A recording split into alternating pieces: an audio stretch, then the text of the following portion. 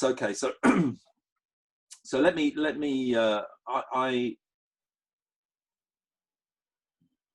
I'm not sure it's going to change anything from a marketing perspective, but other than maybe people are going to think about their marketing in a different way. So here's some really interesting information. 88% of all buying decisions start online. So if you think about it, you wake up in the morning, you've got a challenge, a problem, you're going to go somewhere, you want to travel, or you want to, and you probably either Google it or go onto Amazon or something like that. And there's loads of research to back this up through the E-commerce Foundation and Mary Meeker of Kleiner Perkins, who's has been an internet analyst for as long as I can remember. I've certainly been reading her stuff for 25 years. And they found out that all buying decisions start with the internet. So what's happened, of course, is we've all gone home and we've spent most of our time online now to connect with the outside world. So there may have been a slight increase in the number of decisions that start with the internet, but 88% is still pretty damn high. And in reality, the 12% that aren't doing probably will never do it. So I think we were already at capacity there. So the first thing is, I don't think buyer behavior has changed. So what brand behavior might need to change now, because when you go online, there's a new piece of research that's been released by Gartner. Now,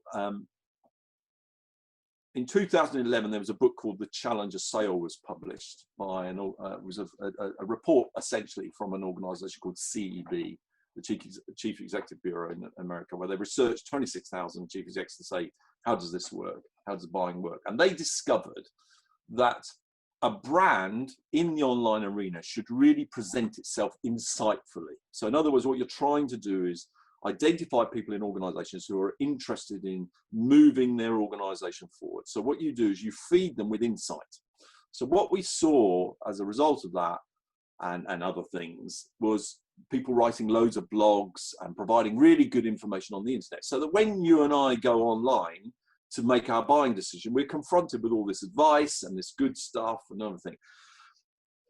That they did some research 2 years ago, which resulted in a book called The Challenger Customer. And in there was a revelation, it has to be said, from a marketing point of view. And the revelation was that at the point people make contact with you for the very first time, they've made 57% of the decision to buy. Now, what that means is they're more likely to buy from you than not buy from you when they contact you for the first time. And the reason why that's possible is because what's happened is all this insight on the internet is people have learned how to buy from you. They've learned about your product, what's good about it, what's bad about it. They've been on peer-to-peer groups and TripAdvisor, and they've been on things to check out whether the validity of your product or service. So you need to be in the online arena, presenting your brand, your stories, your value proposition in a way that people just read it and go, that's really interesting, I hadn't thought about that. And you effectively become a subject matter expert. So that's all well and good. We're working on that. We really like that. And Gartner bought CEB about a year ago and did a new piece of research, which they started to publish in January prior to the pandemic. And the thing that was fascinating in that was, because the internet is now so full of insights, that you can go on there and end up being confused by good stuff. You go, well, that makes sense, and that makes sense, and that makes sense, but they're all kind of conflicting now. And what